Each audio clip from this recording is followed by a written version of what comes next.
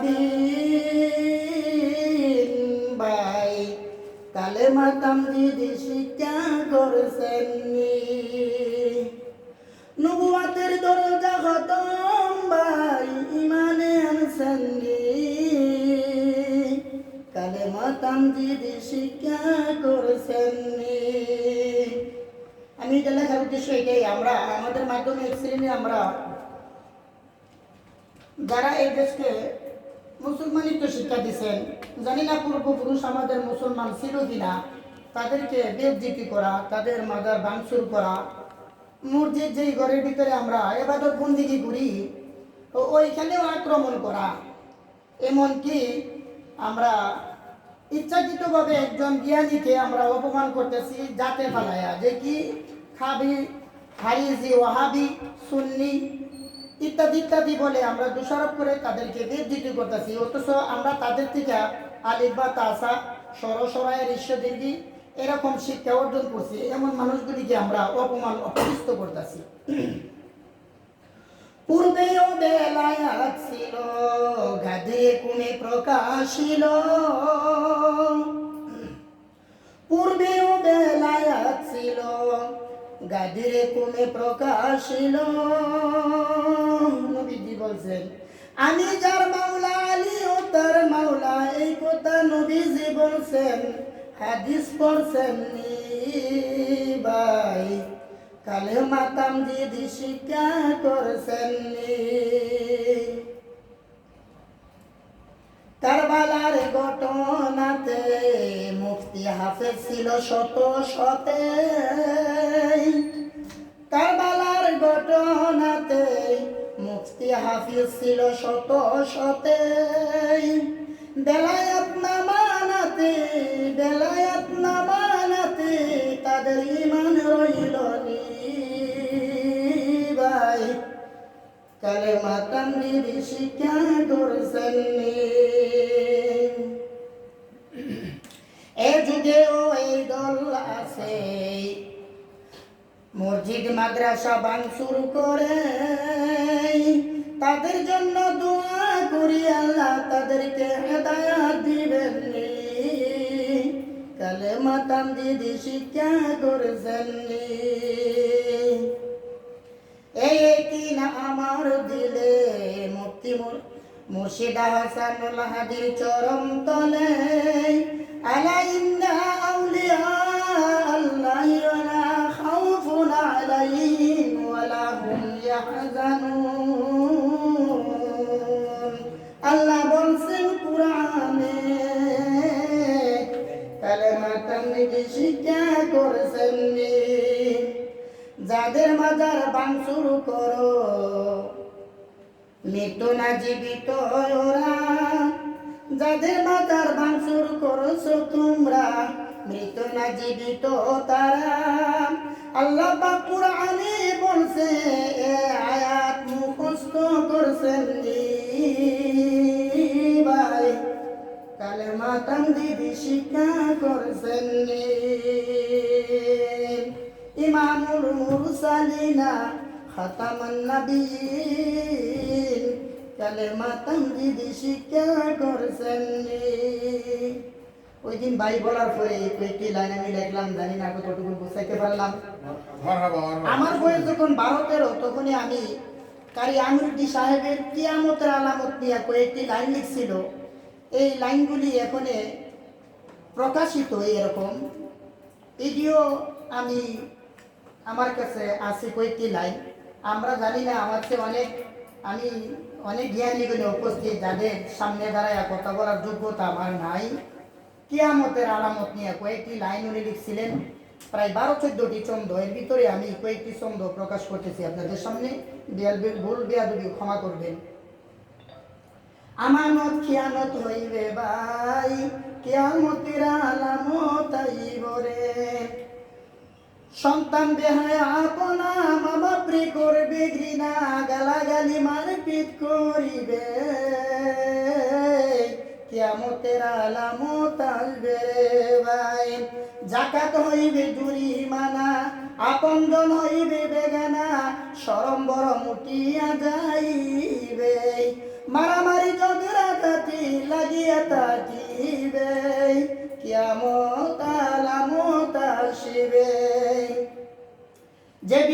এই কাজে উপযুক্ত নই সমাজে, দুঃখাবাজে নিশ্চিত পাইবে, স্বার্থপর বেমুরতে কেলেঙ্কার লাগাইবে, কিয়ামতের আলামত আসিবে। হিংসা নিন্দা স্বার্থপুরি, ধর্মময় মারামারি, ওয়াদা করে রক্ষা না করিবে, আলেম আলেমের শত্রু লড়াই বাঁধিবে, কিয়ামতের আলামত আসিবে। মুরব্বী সমাজের নেতা, তাদের থাকবে না যোগ্যতা, তাদের কথা কেউ না শুনিবে, সত্যবাদী মানুষ যারা বিপক্ষে পড়িবে, কিয়ামতের আলামত আসিবে। পূর্ব যুগের নেক লোকেরা গালাগালি শুনবে তারা, সুদ ঘুষ প্রকাশ্যে চলিবে, সত্য বিচার পঞ্চায়েতে উঠিয়া যাইবে, কিয়ামতের আলামত আসিবে। না থাকিব হায়া শরম, না থাকিব দয়া দরম, কর্জা নিয়ে ফিরত না দিবে, যা জালিমের জুলুমের ডরে মান্যত করিবে, কিয়ামতের আলামত আসিবে। ভাই, কিয়ামতের আলামত আসিবে। মসজিদ ঘর হইব চুরি, চিল্লা চিৎকার গুলো বুজারি, সম্মানীদের সম্মান না কেউ দিবে, মিথ্যা কথা কইতে পারলে বুদ্ধিমান বলিবে, কিয়ামতের আলামত আসিবে। রাস্তাঘাটে দেখা হইব, সালাম কালাম উঠে যাইব, সালামের বদলে গালি দিবে, বেসমার সরা ছুটা তালাক লইয়া খাইবে, কিয়ামতের আলামত আসিবে। জিনা বিচার যত গ্রামগঞ্জে শত শত, সুসম্পর্ক উঠিয়া যাইবে, নিত্য নতুন বালা মুসিবত দেখা দিবে, কিয়ামতের আলামত আসিবে। মুখে মুখে মুসলমান, কম মানুষের থাকিবে ঈমান, কুরআন শরীফ পড়িয়া বলিয়া বলিবে, রোজগারিতে রিজিকেতে বরকত না পাইবে, ভাই, কিয়ামতের আলামত আসিবে। মানুষ অশৃঙ্খল হবে, ভাই ভাইয়ের হাতে কতল হবে, মানুষের ঘরে জীবজন্তু জন্মিবে, শ্বাস ধরিয়া মেঘনা হইয়া পাত্তর পড়িবে, কিয়ামতের আলামত আসিবে। আলেম আলেমের বিবাদ, কিতাব নিয়া লাগবে ফাসাদ, আলেম আলেমের বিবাদ, কিতাব লইয়া লাগবে ফাসাদ, কিছু লোকের নবী দাবি করিবে, খুদাই দাবি করিয়া দাজ্জাল বাহির হইবে, কিয়ামতের আলামত আসিবে। বলে আমিরুদ্দিনে ছায়া নিব পাঞ্জাতনে, নিদানে নিদানে মুর্শিদের ইল্লা লইব, নূর নবীজির শাফায়াতে, নূর নবীজির উসিলাতে আল্লাহ নিবাসাবে, ভাই, কিয়ামতের আলামত আসিবে, ভাই, কিয়ামতের আলামত আসিবে। আমরা যে যাই যতটুকু পরিমাণ খেয়াল করি বা লক্ষ্য করি, এগুলি আমার বয়স যখন 12-13, তখনই আমি এই গানটা শোনার পরে আমি খুব দুর্বল ছাত্র ছিলাম, গরিব ঘরের, তো লেখাপড়া বেশি করতে পারি নাই, মাত্র 6 পর্যন্ত লেখাপড়া করছি বাংলা। তো এর মাধ্যমে যদি কোনো কথা মুরব্বীদের কানে শুনতাম, এইগুলি আমি নোট করতাম পূর্বে থেকে। তো এখনে হয়তো 12-র পরে বাদ বাহি যে 38টা বছর, এই 38 বছরে বহুত কিছু আমার চোখে, আমরা এখনো মুরব্বীদের সামনে গেলে কল্লাল দিয়া কিংবা হাত লাগাইয়া কথা বলি না, হাত চুপচাপ রাখি, কিন্তু আমাদের ঘরের সন্তান যারা, তারা এতই বেহায়াপনা, এমনকি আমরা আমাদের উস্তাদ যারা, শিক্ষক যারা, তাদেরকে সম্মান দেওয়া ভুলে গেছি। এই কারি আমির সাহেব বলছেন যে কিয়ামতের আলামত, ছোট ছোট আলামত এগুলি। তো জানি না আমি কথাগুলি কতগুলি গুছায় বলতে পারছি, অনেক সুন্দর, অনেক সুন্দর হয়েছে। মারহাবা, আয়োজন আমি সামনে আগাইতে পারি, আমার জন্য দোয়া করবেন। ইনশাআল্লাহ, ইনশাআল্লাহ। রাহমাতুল্লাহি ওয়া বারাকাতুহু। অসংখ্য ধন্যবাদ আমাদের দরবারের কবি। ইতিপূর্বে আমাদের কবি রফিক ভাই ছিলেন দরবারের কবি। এই যে দরবারের নতুন কবি আবার আবির্ভূত হয়েছে, তার শূন্য স্থানটা আল্লাহ পূরণ করছে তাকে দিয়া। যা হোক, আমরা এখন মঞ্চে চলে যাচ্ছি। এর আগে ধন্যবাদ জানাচ্ছি কবি হুমায়ুন মোহাম্মদ, তিনি এসে হাজির হয়েছেন। উনি হুমায়ুন মোহাম্মদ নামে লিখেন আর কি। তো যাই হোক, আমরা মঞ্চে আলোচনায় যাই। বিশিষ্ট লেখক, গবেষক, শিক্ষাবিদ জনাব সালেহ আহমদ শিশির, ওনাকে আমি আহ্বান জানাবো আজকের বিষয়ের উপর কিছু আলোচনা করা যাবে।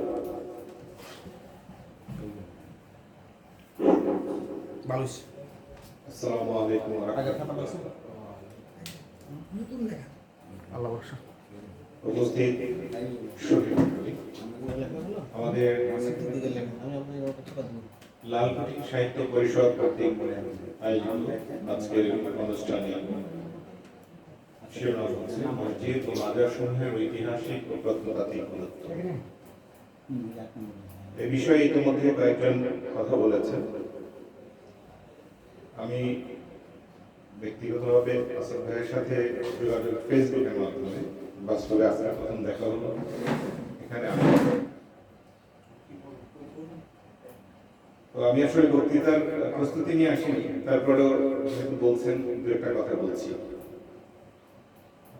আমি পবিত্র কোরআন থেকে আয়াতের কথা স্মরণ করছি,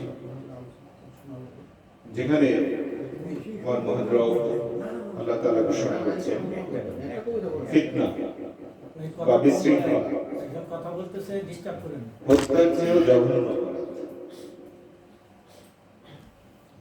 ফিতনাকে বা বিশৃঙ্খল পরিস্থিতিকে আল্লাহ তাআলা পবিত্র কোরআনে ঘোষণা করেছেন হত্যার চেয়েও জঘন্য অপরাধ হিসেবে। আবার সেই কোরআনই আল্লাহ হত্যাকে বলেছেন যে যে জেনে শুনে একজন মানুষকে হত্যা করলো, সে যেন নিশ্চিতভাবেই জাহান্নামকে নিশ্চিত করে নেবে তার জন্য। তাহলে হত্যার মাধ্যমে যদি জাহান্নাম নিশ্চিত হয়ে যায়, আর হত্যার চেয়ে জঘন্য অপরাধ ফিতনার জন্য কি শাস্তি হতে পারে? আমরা এখানে যারা উপস্থিত আছি, আমি এতক্ষণে যে কয়েকজনের সাথে পরিচিত হয়েছি প্রত্যেকেই আলোকিত মানুষ, এবং আমার চেয়ে বয়স, জ্ঞান, বুদ্ধিতে অনেকেই এগিয়ে। সবার কাছে আমার এই প্রশ্নটা থাকলো যে আমরা যে বিশৃঙ্খল পরিস্থিতি তৈরি করি, ধর্ম রাজ্য প্রতিষ্ঠার একটা গোপন মানস প্রকাশ করার চেষ্টা করছি, আসলেই তাতে ধর্মরাজ্য প্রতিষ্ঠিত হবে কিনা? আমাদের মাজারগুলোর উপরে যে আঘাত, বিশেষত 5ই আগস্টে 2024 যে একটা পট পরিবর্তন হয়েছে জুলাই অভ্যুত্থান বা জুলাই বিপ্লবের মাধ্যমে, আমার জানাতে মাজারপন্থী লোকজন কখনোই এটার বিরুদ্ধে ছিল না, এই যে অভ্যুত্থান। কিন্তু সবচেয়ে বেশি আঘাত এসেছে মাজারের উপর। কেন? তার মানে আমাদের এই অভ্যুত্থানের একটা পক্ষকে ধরে নিয়েছে যে মাজারপন্থীরা হচ্ছে ফ্যাসিবাদী পক্ষের লোক, তাহলে তারা মাজারের উপরে কেন হামলে করবে? আরো তো অনেক কিছু আছে আমাদের সমাজে, আরো বহু সমস্যা এই সমাজে আছে। সুদ আছে, ঘুষ আছে, দুর্নীতি আছে, ছিনতাই, রাহাজানি, সবকিছু আছে। সব বাদ দিয়ে তারা কেন মাজারের উপরে হামলে করলো কেন? মাজারের সবকিছু যদি হারাম হয়, মাজারের গরু ছাগল লুটপাট করে নিলেন, ওইটা হারাম হলো না কেন? আমার এই প্রশ্নগুলোর উত্তর চাই। মাজারে মানত করে গরু দিয়ে আসলো, সেই গরু যদি, সেই মানত করাটা যদি হারাম হয়ে থাকে, সেই গরু তিনি লুটপাট করে নিলেন, বাজারে বিক্রি করলেন অথবা জবাই করে খেয়ে ফেললেন, তার জন্য কেন হারাম হলো না? মাজারের থালা বাসন পর্যন্ত যিনি লুটপাট করে নিয়ে আসলেন, সেই থালা বাসন ব্যবহার করেছেন না ফেলে দিয়েছেন আমি জানি না। যদি ব্যবহার করে থাকেন, তিনি কোন ফতোয়ার বলে ব্যবহার করছেন? এই বিষয়গুলো আমাদেরকে একটু জানা দরকার। এবং এই যে ক্রমাগত বিশৃঙ্খলা সৃষ্টি করে তারা কোন ধর্মরাজ্য প্রতিষ্ঠা করতে চাচ্ছেন, আমরা সেই ধর্মরাজ্যের একটা রূপরেখা দেখতে চাই, স্পষ্ট রূপরেখা। তারপরে বিশেষত এই কয়েকদিন যাবৎ যে একটা বিষয় নিয়ে খুব বেশি আলোচিত হচ্ছে, সেটা হচ্ছে একজন বাউল শিল্পী যিনি তার যে গান নিয়ে, সেটা নিয়ে হঠাৎ কয়েকদিন ধরে খুব আলোচনা এই বিষয়টা নিয়ে। সেটা কিন্তু ওই ব্যক্তি বাউলে থাকেনি, এখন সোজাসুজি সব বাউলের উপর গিয়ে চেপেছে। মানে একজন অপরাধী, সেই অপরাধ উনি যদি অপরাধ করে থাকেন ওনার শাস্তি হবে, উনি আইনি আদালতে যাচ্ছেন, সেই অনুযায়ী হচ্ছে। এখন ক্ষোভটা যেন পুরো বাউল শ্রেণীর উপরে। আপনি কি একজনের অপরাধে একটা শ্রেণীর উপরে হামলে করতে পারেন কিনা? পারেন। আমরা মদিনা সনদে গেলে সেটা দেখেছি, সেখানে স্পষ্ট করে বলা আছে ব্যক্তির অপরাধকে ব্যক্তির অপরাধ হিসেবে গণ্য করা হবে, তার গোত্র বা তার ধর্ম, তার জাতির উপরে সেটা বর্তাবে না। তাহলে আমাদের এই বিষয়গুলো ক্লিয়ার হওয়া দরকার। মাজার ধ্বংসের ব্যাপারে বা মাজার ভেঙে দেওয়ার ব্যাপারে একটি হাদিস খুব প্রচলিত আছে, যে হাদিসটা অনেকে বলার চেষ্টা করে। আমি হাদিসটি হুবহু এরকম, যদি এটা হয়ে থাকে।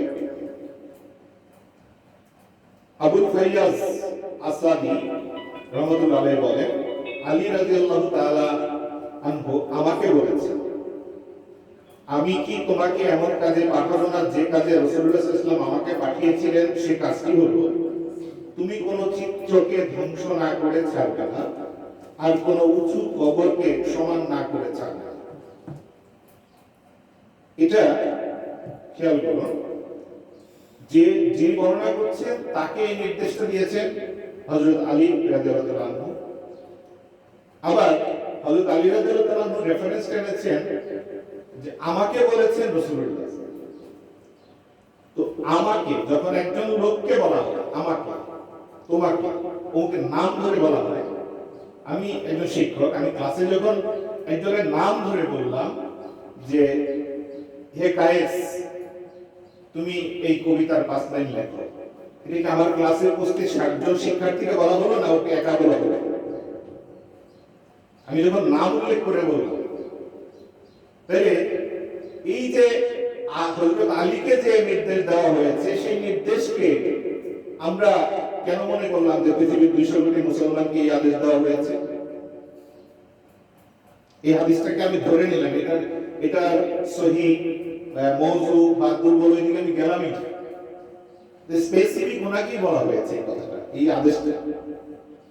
এখন এরপরে এই আদেশ দেওয়ার পরে উনি কতগুলো মাজার ভেঙেছিলেন, কতগুলো কবর ভেঙেছিলেন, আমাদের কাছে কোনো রেফারেন্স নেই। আমাদের কাছে শুধু এইটুকু আছে, এইটুকু দিয়ে আমরা সব জায়েজ করে ফেলেছি।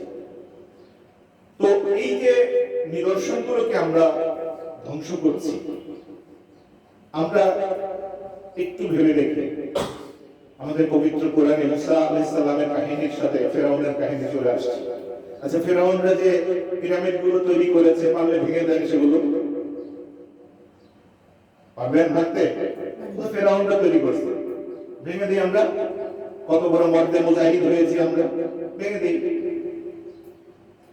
আমরা পারছি না, আমরা পারছি না ফিলিস্তিনিদের পক্ষে গিয়ে দাঁড়াতে, শুধু হাহুতাশ করতে পারছি। আমরা কোকা-কোলার বোতল রাস্তায় আস্তে ভেঙে ফেলতে পারছি, কিন্তু ইসরায়েলের আমরা কিছুই করতে পারছি না। বাইরে মুসলিম রাষ্ট্র তাকিয়ে তাকিয়ে দেখছে, কিছুই হচ্ছে না। তো আমি কোকা-কোলা রাস্তায় আস্তে ভেঙে লাভ পেয়েছি, আমি যদি মূল জায়গায় হাত দিতে না পারি, আমার সেই সক্ষমতা যদি অর্জন করতে না পারি, তাহলে এইসব ভাঙচুর শেষ পর্যন্ত একটি ফিতনা হিসেবেই আসছে আমাদের কাছে, যা আমাদেরকে ধ্বংস করছে, জাতিগতভাবে বিশ্বের কাছে আমাদেরকে দিনকে দিন ছোট করে দিচ্ছে। তো আমরা কোথায় চলেছি এর মাধ্যমে? আরেকটু কথা বলে আমি শেষ করে দিচ্ছি। সেটা হচ্ছে, ধরুন আমি মাজারপন্থী লোক, আপনার কাছে মনে হচ্ছে যে আমার এই কর্মকাণ্ড সব ভুল, একইভাবে আমার দৃষ্টিতেও আপনার গুলোও তো ভুল। যদি আমি প্রতিযোগিতার ক্ষেত্রে আসি, প্রতিদ্বন্দ্বিতার ক্ষেত্রে আসি, আপনি আমাকে প্রতিদ্বন্দ্বী মনে করেন, আমাকে শেষ করে দিতে চান, তাহলে আমার দৃষ্টিতে আপনিও তো ঠিক ভুল। এবার আপনি কি কখনো এমন দেখেছেন যে মাজারপন্থী লোকেরা গিয়ে আপনার উপর হামলা করছে? এরকম কোন দৃষ্টান্ত দেখাতে পারবেন না। তাহলে বারবার আক্রমণকারী কেন আপনি? এই প্রশ্নটা শুধু আপনি নিজেকে করুন, উত্তরটা পেয়ে যাবেন। ধন্যবাদ সবাইকে। মারহাবা গবেষক লেখক সালেহ আহমদ শিকির ভাইকে। উনি রাহমাতুল্লাহ আলামিন নামে প্রায় 1000 পৃষ্ঠার একটা বই লিখেছেন রাসূল সাল্লাল্লাহু আলাইহি ওয়াসাল্লামকে নিয়ে। রাসূলের প্রতি ওনার ভক্তি আছেন, দৃষ্টিভঙ্গি আপনার সঙ্গে আমার সঙ্গে পার্থক্য থাকতে পারে। রাসূল প্রেমে তো উনি 1000 পৃষ্ঠার বই আমি লিখতে পারি না, ঠিক আছে? তো যাই হোক, ওনাকে ধন্যবাদ। উনি যে হাদিসটা বলেছেন সেটা আমি একটু রেফারেন্স দিই। তো এটা আমরা জানতাম না, ইদানিং কিছু আলেম এটা বলছেন যে হযরত আলীকে নির্দেশ, আমাকে বুঝতে হবে যে হাদিসটা যে বলেছেন প্রেক্ষিত সময় প্রেক্ষাপট, মসজিদে নববীর কাজ মানে সংস্কার কার্য চলছিল, স্থান সংকুলন হচ্ছিল না, পরিধি বাড়ানোর ক্ষেত্রে মানে তখন কিছু ভাঙচুরের প্রয়োজন হচ্ছিল। যে কি আছে সামনে, কবর আছে, কাদের কবর? ইহুদিদের কবর, সেই কবরগুলোকে তুমি সমান করে দাও, এই মর্মে কথাগুলো আসছে। আসলে আমরা তো আর ইসলামিক চিন্তাবিদ নই, আসলে হাদিস কোরআন নিয়ে রিসার্চ আমরা করি না, সাহিত্যের চর্চা করি। তা ওনারা যা বলেন তাই শুনে ব্যাখ্যা করি, তার প্রতিপক্ষ যেটা বলেন সেটাও শুনি, এই বলে সামঞ্জস্য আনার চেষ্টা করি। তো আমাদের বক্তব্য আজকে আসলে এথিক্যাল দিকে এবং পলিটিক্যাল দিকে আমরা যাব না। আমাদের বিষয়বস্তু হচ্ছে যে আমরা, হ্যাঁ সে অবশ্যই এথিক্স আসবে, যেহেতু এথিক্যাল দৃষ্টিভঙ্গি থেকে ওটার উপর আঘাত আসছে, সেভাবে আসবে, পক্ষ বিপক্ষের কথা আসবে। কিন্তু আমরা বলবো কি, যে ধরুন ইন্ডিয়ার, ভারতের আরএসএস এবং বিজেপি মুসলমানদের মসজিদ ভাঙে, মাজার ভাঙে। ইহুদিরা ফিলিস্তিনে মুসলমানদের মসজিদ ভাঙে, মাজার ভাঙে। আপনি কি করতেছেন? মসজিদ মাজার ভাঙতেছেন, মসজিদ রাখতেছেন, তাহলে 50% কাজ তো তার আগায় দিচ্ছেন। আজকে একদিন কিছুদিন পর যখন গবেষণা হবে 100 বছর পর, দাবি তুলবে যে তুমি কোত্থেকে আসছো, উড়ে এসে জুড়ে বসছো না, আমি তো শতাব্দী ব্যাপী এই দেশে আসছি, আমার অবস্থান তৈরি হয়েছে। তোমার নিজের, তোমার তো রুটই নাই। কোথায় মাজারগুলো আমি বাইরে শেষ করে দিয়েছি, সুলতান গিয়াসউদ্দিন আজম সাহেব কবর শেষ, অমুক শাহবাজ সাহেবের কবর শেষ, অমুক শেষ, আর তোমার তো নাই, তুমি বহিরাগত, তুমি এবার ভাগো এই দেশ থেকে, ঠিক নয় কি? যা হোক, এটা আমিও চ্যালেঞ্জ ছুটছি না কোনো ইসলামী চিন্তাবিদের দিকে। আমি শুধু উনি যেমন প্রশ্নগুলো রেখে গেলেন, আমিও সেই প্রশ্নগুলো রাখলাম উপস্থাপক হিসেবে। এবং এখন আমি একটি হুজুর আসছেন, তো আপনাকে আমি আগে সুযোগ দিয়ে দিব ইনশাআল্লাহ। তো এখন হুমায়ুন মোহাম্মদ ভাইকে বলবো একটি কবিতা অথবা 1 মিনিটের মধ্যে ওনার একটা সংক্ষিপ্ত বক্তব্য শেষ করতে। আসছেন কবি হুমায়ুন মোহাম্মদ।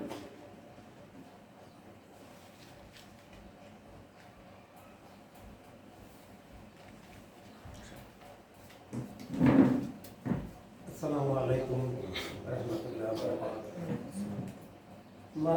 মসজিদ মাজার সমূহের ঐতিহাসিক ও প্রত্নতাত্ত্বিক গুরুত্ব। এটা বাংলাদেশে আমি নিজে গেছি, সেই জায়গায় ছোট্ট ছোট্ট মসজিদ বলে মুঘল আমলে বা তার আগে আছে। এতে আমার মনে সবসময় একটা অনেক আগেই আমরা এই জায়গায় মুসলমানরা আসছিলেন এবং তারা এই জায়গায় ইবাদত করছেন। এখন যদিও ওর আশপাশে তেমন কোনো যারা এটা করছেন তাদের লোকজন দেখা যায় না। শহরে হলে কিছু যেমন পুরান ঢাকায় বিদ্যালয়ের আশপাশে কিছু পুরান লোক আছে, এছাড়া দেখা যায় না।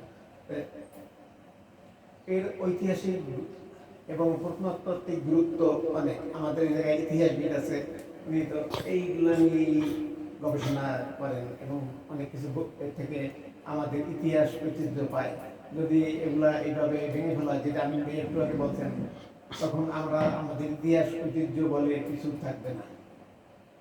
আর এটা দেখা যায় যে এটা কোত্থেকে আসছে, এইভাবে আগে না আসলে ইদানিং দেখা যায় বাবরি মসজিদ যেভাবে ভাঙছে, এইভাবে আমি ওই ভিডিওতে দেখলাম ওই দিন বাউলের পুকুরের ভিতর ফেলাইছে তারাই, সবাই মাথায় টুপি টাপি আছে, পুকুরের মধ্যে ফেলে, তারপরেও দাঁড়ায় নিছে ওই পাশে আবার দৌড়ে যাইতেছে যে ধরবে বাউলের। এইভাবে করা তো একবার মানবাধিকারের লঙ্ঘন। আর বাউলরা সাধারণত ওরা করে আক্রমণ করে না, সবসময় তারা থাকে একটু নিরীহ টাইপের, ওই কিছু গান বাজনার মানে তাদেরকে এইভাবে এরকম আচরণ করা খুবই ন্যাক্কারজনক। আমরা চাই যে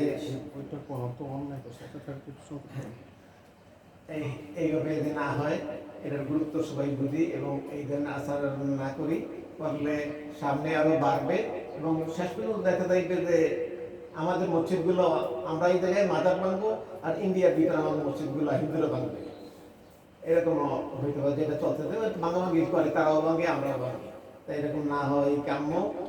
ধন্যবাদ।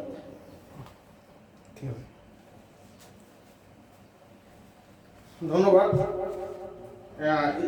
কিছুক্ষণের মধ্যে আমাদের সভাপতি আসছেন।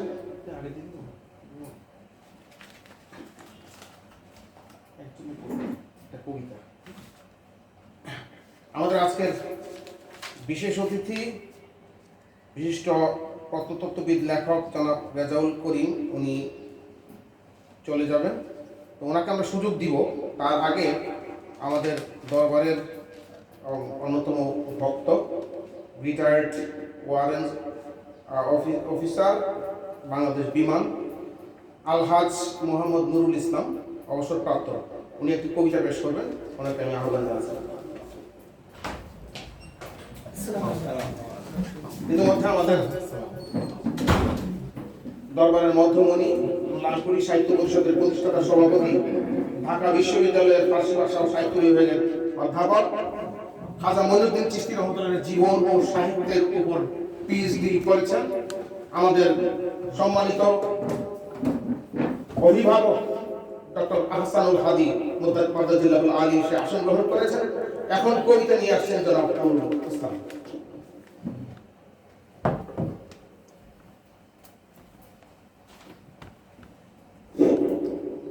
আসসালামু আলাইকুম রহমতুল্লাহি ওয়া বারাকাতুহু।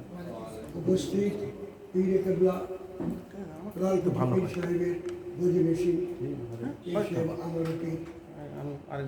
আমি অ্যাকচুয়ালি এখানে আমার পরিচয়টা প্রথমে আমি এখানের বাসিন্দা। আমি বিমান বাহিনীতে চাকরি করতাম, ম্যাক্সিমাম টাইমে পাকিস্তান বিমান বাহিনীতে ছিলাম। এইখানে আসার পরে বাংলাদেশে কিছুদিন চাকরি করছি, তো আজকে 40-50 বছর আগে আমি রিটায়ারমেন্টে আসছি। যাই হোক, এখানে আজকে একটা কিছুক্ষণ আগেই আমি শুনলাম লালকুঠি সাহিত্য পরিষদ যে মসজিদ ও মাদ্রাসার ঐতিহাসিক ও প্রত্নতাত্ত্বিক গুরুত্ব, জিনিসটা কিন্তু সাংঘাতিক, এটা খুব গুরুত্বপূর্ণ জিনিস। এই সম্বন্ধে যারা এটা আলোচনার জন্য বিভিন্ন সুধীজনকে ডাকছেন, অত্যন্ত গুণীজন ঢাকা ইউনিভার্সিটির প্রফেসর গুণীজন, ওনারা এখানে আসছেন। ওনাদেরকে এখানে আসার আগে যিনি এটার অ্যারেঞ্জমেন্ট করছেন, ওনার উচিত ছিল, আমাকে মাফ করবেন, প্রথমে ক্ষমা চেয়ে নিচ্ছি, যে এখানে আলোচক আছে কিন্তু শ্রোতা নাই। আপনি আলোচনা করবেন, খুব মূল্যবান জিনিস আলোচনা করবেন, কিন্তু শ্রোতা নাই। আমি যেহেতু একটা সাহিত্য পরিষদের সাথে যোগ সাজস আছে আমার, এই জন্যই আমি কথাটা বললাম। দীর্ঘদিন বাংলাদেশের মুক্তিযুদ্ধ বিষয়ক লাইব্রেরির সাথে আমি জড়িত। আজকে কিছুক্ষণ আগে আমি শুনলাম এখানে লালকুঠি সাহিত্য পরিষদ, আমার কিন্তু কোনো আইডিয়াই ছিল না। আজকে এসে আমার মনটা খুব ভরে গেছে যে এরকম একটা সুন্দর একটা পরিবেশ, অথচ আমি এইখানে আছি, আমি কিছুই জানি না। যাই হোক, এটা আমার দুর্ভাগ্য। যারা বলতে পারেনি তাদের দুর্ভাগ্য না, আমারই দুর্ভাগ্য। তো আমি একটা কবিতা দিই, আমার অনেক কিছু বলার ছিল, কিন্তু আমাকে আগে বলা হয়েছে আপনি একটা কবিতা বলবেন, ওইখানেও আবার সঙ্গে এমনি তো মানে আর কি আমরা জানি না কি হচ্ছে। আমাদের একজন গুণীজন বলছেন অনেক কিছু, কেউ কথা বলে, যদি কেউ বক্তব্য রাখেন, তার ভিতরে যদি কেউ কথা বলে, তাহলে যদি ওই বক্তব্যটি আমি না শুনলাম, তাইলে এখানে আসার সার্থকতা থাকে। এটা কিন্তু সাংঘাতিক বড় একটা দর্শনীয় কাজ। কেউ কথা বলতেছে, কেউ বক্তব্য রাখতেছে, মূল্যবান বক্তব্য, এত সুন্দর সুন্দর বক্তব্য রাখতেছে, 20 জন আসছেন, কিন্তু অথচ আপনারা অন্য কথায় বইলার সময়টা নষ্ট করতেছে। প্লিজ, এগুলি কিন্তু উচিত না, আমাকে মাফ করবেন। আমি কবিতাটা পড়ে শেষ করে দিচ্ছি। আউযু বিল্লাহি মিনাশ শাইতানির রাজিম, বিসমিল্লাহির রহমানির রহিম। লাল কুঠির পীর সাহেবের নুরানি চেহারা, বৈভব আর চোখের চাহনির আচর করেছে মুরিদানদের উপরে। উপস্থিত অপেক্ষমানা মুরিদরা হুজুরের দিকে চাহনি দিয়ে দেহটা রাখে ওদিকে ধরে। আশ্চর্য এক মোহিনী শক্তির বদৌলতে মুরিদরা পাগল। এখানে উপস্থিত সবাই থাকেন ধ্যানে মগ্ন, আর সেখানে দল ধ্যানে জ্ঞানে আল্লাহর নামে সামনে উপস্থিত পীর কেবলা হুজুর। আল্লাহু আল্লাহু জিকির চলে একসাথে, নেই কোনো ভয় জুজুর। আল্লাহকে পাওয়ার আশায় সারাক্ষণ চলে জিকির আজকাল। পাপ পুণ্য হিসেবে খাতায় দেখা যায় অর্জনটা যার যার। ধন্যবাদ। মারহাবা। ছোট্ট কবিতা কিন্তু বিন্দুর ভেতর সিন্ধু। যা হোক, আমরা আবার আলোচনায় ফিরে যাচ্ছি। আমাদের আজকের বিশেষ অতিথি, তিনি মানে নিজ এলাকার মসজিদে যে নামাজ আদায় করবেন তাকে আমাদের ছেড়ে দিতে হচ্ছে। জনাব রেজাউল করিম, বিশিষ্ট লেখক, গবেষক এবং প্রত্নতত্ত্ববিদ, উনি আসছেন আজকের বিষয়ের উপর আলোকপাত করবেন। অনুরোধ জানাচ্ছি জনাব রেজাউল করিম।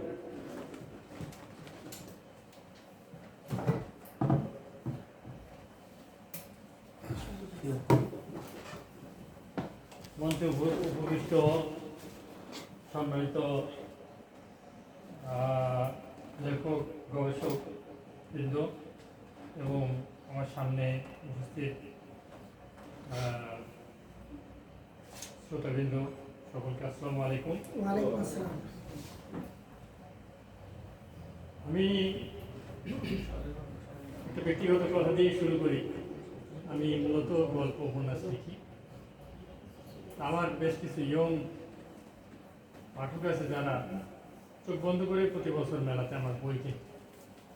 তা আগে আমরা ইউনিভার্সিটিতে পড়তাম সেই 82-86 সালে, তখন এটা দেখিনি যে বাংলা একাডেমি বই মেলাতে টুপিধারী কোনো মানুষকে দেখিনি, বিশেষ করে ইয়ং সেট।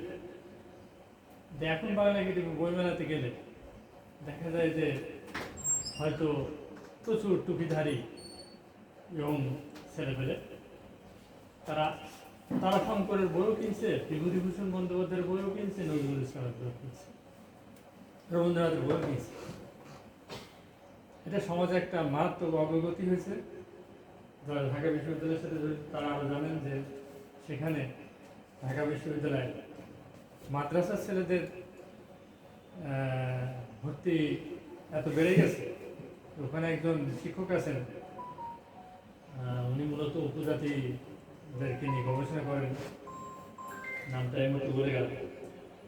উনি বলছেন যে ঢাকা বিশ্ববিদ্যালয় না বলা উচিত ঢাকা বিশ্ব মাদ্রাসা।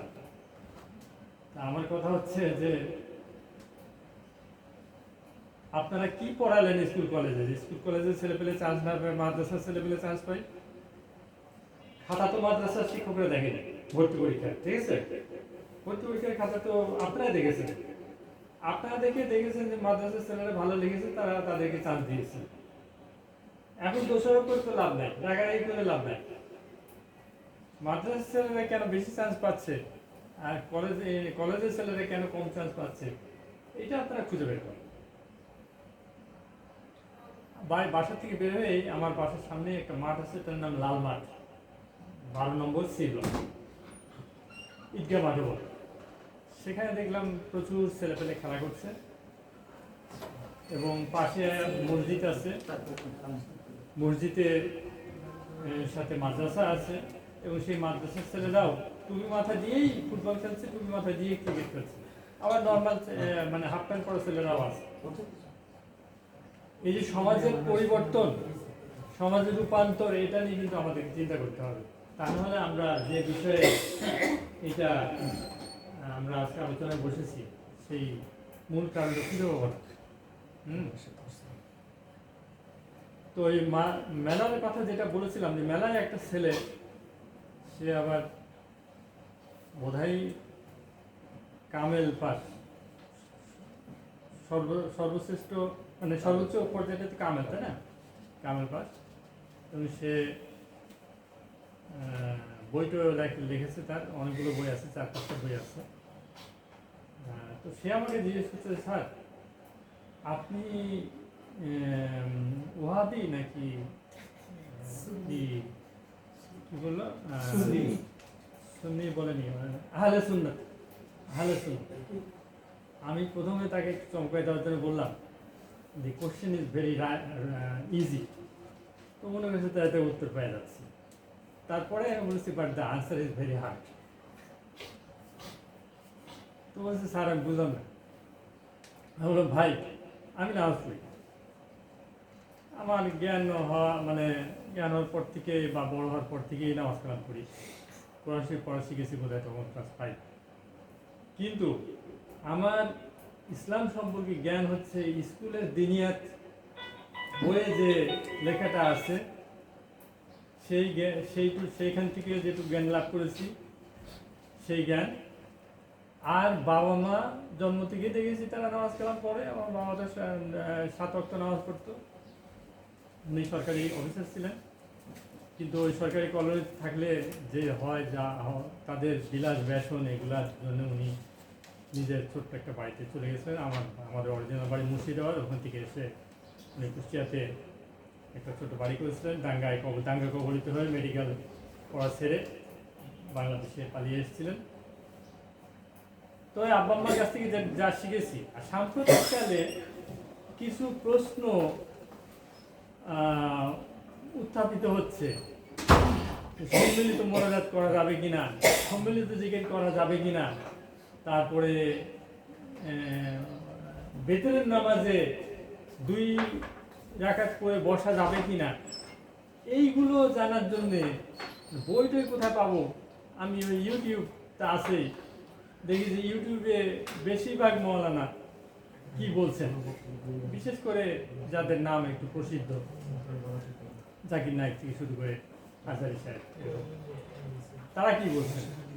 আমার জ্ঞান এইটুকু, এর বেশি নাই। আমি চাকরি করেছি, কোটি কোটি টাকা, 50 কোটি 100 কোটি টাকা আমার হাত দিয়ে গেছে, কিন্তু আমার বাড়িতে আমি 1 কেজি মিষ্টিও কাউকে আনতে বলি নাই। নামাজ কালাম পড়ি, কারোর ক্ষতি করি না। আর তো কিছু আমার দরকার আছে বলে আমার মনে হয় না। এখন আমি আহলে সুন্নাত নাকি মাযহাবি নাকি লামাযহাবি নাকি ওয়াহাবি, এটা আপনি বিবেচনা করে নিন, আপনি ঠিক করে নিয়েন।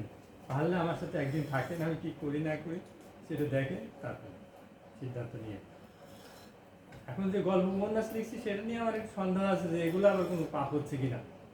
হ্যাঁ, ওর মধ্যে তো একটু ওই যে চাটনি বলে না, একটু চাটনি দিতে হয়, তা নাহলে তো মানুষ হ্যাঁ এটা পড়ে না, মানুষ আগ্রহী হয়। এটুকু আমার মনে সন্দেহ হয়। সঠিক উত্তর পাইনি। আমার বাড়ির পাশে মসজিদ যেটা, সেখানে ফতোয়া দান কেন্দ্র আছে। আমার বাড়ি ভাগাভাগি নিয়ে এক সমস্যা হয়েছে, আমি সেখানে ভাইদের সাথে সমস্যা হয়েছে, আমি সেখানে যা জিজ্ঞেস করেছি যে এই সমস্যা সমাধানটা জানো। আমি এটুকুই, আমি কোনোদিন পীর সাহেব বা আমি কোনো অশ্রদ্ধা করছি না, আমি পীর সাহেবের দরকারটা আসলে যাইনি। মানে সেই থাকাটা আমার হয়নি, যে কারণে যে তাদের সম্পর্কে যেটুকু জানা সেটুকু শুনে। তো সেই আলোচনায় আর যাবো না, কারণ এখানে পীর বা ইসলাম সম্পর্কিত আলোচনা না, আলোচনা হচ্ছে ঐতিহাসিক ও প্রত্নতাত্ত্বিক স্থাপনার গুরুত্ব।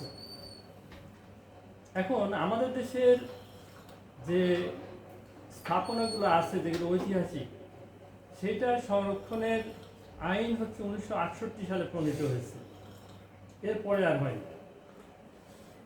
এরপরে এটা আর সংশোধন করা হয়নি। 2015 সালে একটা প্রত্নতাত্ত্বিক আইনটা নতুন করে করা হয়েছিল। আমি সেভ দ্য হেরিটেজ বাংলাদেশ নামে একটা সর্ববৃহৎ সংগঠন এই প্রত্নতাত্ত্বিক খাতে, সেখানকার নির্বাহী কমিটির সদস্য। আমি প্রত্নতাত্ত্বিক, আমার সাবজেক্ট প্রত্নতত্ত্ব না, আগ্রহ থেকেই প্রত্নতত্ত্ব। আমার এই যে দুটো বই, ইতিহাস ও স্থাপত্য ঐতিহ্য নগর ঢাকা আর কুষ্টিয়ার প্রত্ন নিদর্শন, তো সেগুলো আমার লেখা। এছাড়াও ইতিহাস ঐতিহ্য নিয়ে কিছু বই আছে আমার। তো আমি সেখানে মতামত দিয়েছিলাম, এবং কিন্তু সেটা আর পাস হয়নি, মানে সংসদে উত্থাপিত হয়নি, বা প্রধানমন্ত্রীর কার্যালয় থেকে এটা আইন মন্ত্রণালয় জানি কোনো একটা জায়গায় আটকে আছে, আর কবে যাবে জানি না। সেই আইনে বলা হয়েছে, 1968 সালের আইনে বলা নাই যে কোন স্থাপনাটাকে প্রত্নতাত্ত্বিক স্থাপনা হিসেবে গণ্য করা যাবে। কিন্তু এই 2015 সালের আইনে পরিষ্কার করা হয়েছে। আমি একটু সময় নিব আপনাদের, হ্যাঁ, 5 মিনিট। 2015 সালের আইনে এটা পরিষ্কার করা হয়েছে, 3টা বৈশিষ্ট্য থাকতে হবে। নাম্বার 1, কোন স্থাপনার ঐতিহাসিক গুরুত্ব থাকতে হবে, ঐতিহাসিক মূল্য থাকতে হবে। 2 নম্বর হচ্ছে তার আর্কিটেকচারাল ভ্যালু থাকতে হবে, মানে স্থাপত্য নকশা যেটা বলা হয়, এটাকে আর্কিটেকচারাল ভ্যালু, সেটা থাকতে হবে।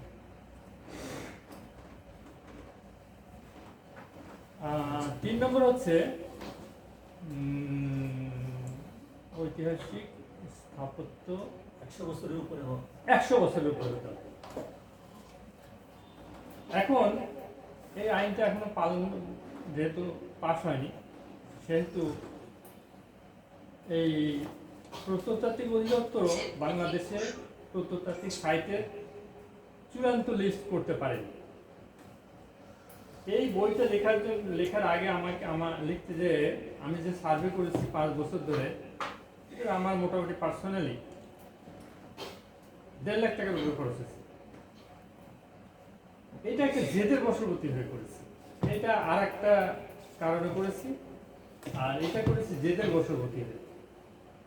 যেটা হচ্ছে কুষ্টিয়াতে মাত্র 5টা সাইটকে প্রত্নতাত্ত্বিক অধিদপ্তর প্রত্ন সাইট হিসাবে তালিকাভুক্ত করেছে। একটা হচ্ছে রবীন্দ্রনাথের শিলাইটা কুড়ি বাড়ি, আরেকটা হচ্ছে শহরে রবীন্দ্রনাথের টেগোর লজ নামে আরেকটা বাড়ি আছে, আরেকটা হচ্ছে ওই রবীন্দ্রনাথের বাড়ির পাশে খোরশেদ পীর, যিনি শিলাইদাতে প্রথম বসতি স্থাপন করেছিলেন, তার মাজার আছে ওখানে, সেটা তালিকাভুক্ত করেনি। কিন্তু তার সামনে একটা মন্দির আছে, মদন মোহন বিগ্রহ মন্দির, এবং মন্দিরের মধ্যে একটা মঠ আছে, মঠটা আর সংশোধন করা, মানে সংস্কার করা যাবে বলে মনে হয় না। তাহলে ওখানে 2টা, একটা মঠকে আবার আলাদা করেছে, মন্দিরকে আলাদা করেছে, কিন্তু মঠটা কিন্তু মন্দিরের কমপ্লেক্সের ভিতরেই। তাহলে এখানে সিলাই দিতে গেল 3টা, আর কুষ্টিয়া শহরে একটা 4টা, আর ঝাউদিয়া শাহী মসজিদ, যেটা ওখানকার চৌধুরী পরিবার, যে তাদের কাছে সম্রাট আওরঙ্গজেবের লিখিত দলিল আছে, উনি জমিতে দান করেছিলেন, কিন্তু ওই চৌধুরী আদারি নামে ওনাদের পূর্বপুরুষ তারা বানাইছিলেন সম্রাট আওরঙ্গজেবের সময়। আর একটা স্থাপনা আছে নাম্বার 6, 5টা 6টা, সেটা আদৌ কোনোদিন ছিল না। সেটা হচ্ছে প্রতিমা দেবী বালিকা বিদ্যালয়। এই প্রতিমা দেবী বালিকা বিদ্যালয় কোথা থেকে আসে? এটা হচ্ছে শান্তিনিকেতনে যখন কলেরা দেখা দিল, তখন রবীন্দ্রনাথ তার গোটা ফ্যামিলির ছেলেপেলেকে এই কুড়িবাড়িতে নিয়ে এসেছে শিলাতে, এবং তাদের পড়াশোনার জন্য তার দ্বিতীয় ছেলের বউ অথবা তৃতীয় ছেলের বউ প্রতিমা দেবীকে দায়িত্ব দিই, তুমি লেখাপড়া দেখাশোনা করো। এবং উনি তো একটু মানে শৌখিন মানুষ ছিলেন, এবং নিঃসন্দেহে উনি জ্ঞানী মানুষ ছিলেন। তো উনি ওই বললেন যে তোমার স্কুলের নাম দিয়ে দিলাম প্রতিমা দিন। তো বাড়ির মধ্যে খুব অসুবিধা হতো, কেউ কার মা এসে দুধ খাওয়ানোর জন্য ডেকে নিয়ে যাচ্ছে, কে পানি খাওয়ার নাম করে উঠে চলে যায় আর আসছে না। তখন উনি ওইটাকে ট্রান্সফার করলেন নদীর ধারে। তখন নদী ঠাকুর বাড়ির খুব কাছে ছিল, কুটি বাড়ির খুব কাছে ছিল, ওইখানে একটা ভাঙা নীলকুঠি ছিল। ওই নীলকুঠি যখন ভেঙে গেল তখন ওই পড়াশোনার দায়িত্বটা মন্দিরের সামনে একটা ঘরে স্থানান্তর করা হলো। মন্দিরের সামনে দোকানের মতন থাকে না, ওইরকম একটা ঘর, 2টা ঘর। স্বাধীনতার পরে 1973-74 সালে দোতলা একটা পাকা বিল্ডিং করা হলো সরকার, সেটার নামও দেওয়া হলো প্রতিমা দেবী বালিকা বিদ্যালয়। তো এটা 100 বছরের, এটার কোনো আর্কিটেকচারাল ভ্যালু নাই, এটার কোনো 100 বছরও হয়নি, এটা এই নামে কোনো প্রতিষ্ঠান ছিল না। তাহলে কেন এই তালিকার মধ্যে আসলো? আপনি যদি তালিকাটা যান, আপনার ওয়েবসাইটে যদি যান, দেখবেন যে মাজার মসজিদ খুব কম আছে হচ্ছে মঠ মন্দির বেশি। এটারও আবার একটা কারণ আছে, সেই কারণগুলো আমি এখানে বলবো। তো এখন এই নিশ্চিত না হওয়ার জন্য কোনটা মাজার তো অনেক রকম আছে। রাজনৈতিক নেতাদের মাজার, জিয়া রহমানের মাজার এখানে আছে না, ওখানে দেখে মানে ওনার বিশেষ দিবসে ফাতিহা পড়া হয় বা জিয়ারত করা হয়। আবার ওই যে সোনারগাঁতে একজন ওই বাংলার একজন সুলতানি আমলের একজন বাদশাহ রাজা গিয়াসুদ্দিন, সরফুদ্দিন আবু তামাম, পাথরের তৈরি একটা মাজার আছে, সেটা একটা মাজার, ওখানে তেমন কেউ যায় না। আবার শাহজালাল রহমতুল্লাহ, শাহবানুর রহমতুল্লাহ সহ এরকম খানজান আলী, তারপরে আমানত শাহ, সংকটগুলো মাজার আছে, যেগুলো খুবই বিখ্যাত। আর কিছু মাজার আছে, লাল সালুতে যে মাজার আছে সেই মাজার। লাল সালু আপনারা কজন বেশিরভাগ পড়েছেন আপনারা মুনতাসির মামুনের বই পড়ে দেখবেন যে হাইকোর্টের মাজারে ইসলাম খান, যিনি প্রথম ঢাকা দখল করলেন সম্রাট জাহাঙ্গীরের সময়, উনি ছিলেন জাহাঙ্গীরের বন্ধু। উনার সমাহিত করার পরে সম্রাট জাহাঙ্গীর খবর পেয়ে খুব দুঃখ করেছিলেন, দেহাবশেষ তুলে নিয়ে আসো। সেই দেহাবশেষ কি অবস্থায় তুলে নিয়েছে, হাড্ডি গুড্ডি নাকি, এইখান থেকে দিল্লিতে ঘোড়ার গাড়িতে করে নিয়ে যায়। ওই যে ফতেপুর সিক্রিতে তাকে দাফন করে, ওইখানে দেখবেন যে সাদা শ্বেত মরমর পাথরের একটা বিশাল মাজার বানাইছে। তো ওখানে তো নাই, আপনি জঙ্গি মাজারেও নাকি কেউ নাই, এটা মুনতাসির মামুনের বই আছে। ঢাকায় যখন ইসলাম খান পা দিলেন, তখন ইতিহাসে আমরা এতদিন পড়েছি, এটা ভুল, যে ওই পুরান ঢাকায় একটা কাদা মাটির দুর্গ ছিল, মাটির দুর্গ। আর ছিল 2টা মসজিদ, একটা বিনোদ বিবি মসজিদ, সেই মসজিদের প্রাচীনত্ব আর কিছু নাই। আর হচ্ছে শাহ আলী মাজার, শাহ আলীর এখানে একটা মসজিদ। এছাড়া ঢাকায় কিছু জনবসতি ছিল, কিন্তু কোনো স্থাপনা ছিল না। কিন্তু সাম্প্রতিককালে এই কারাগার কেরানীগঞ্জে সরানোর পরে ওখানে যে প্রত্নতাত্ত্বিক খনন হচ্ছে, তাতে দেখা যাচ্ছে যে কাদার দুর্গ না, ওটা ইটের দুর্গই ছিল। কিন্তু মোগলরা আসার আগে এই দেশে প্লাস্টার করার রীতি ছিল না। মোগলরাই এই দেশের এই চুন সুকি যে প্লাস্টারিং শুরু করে। এখন আমি সেটা যাই যে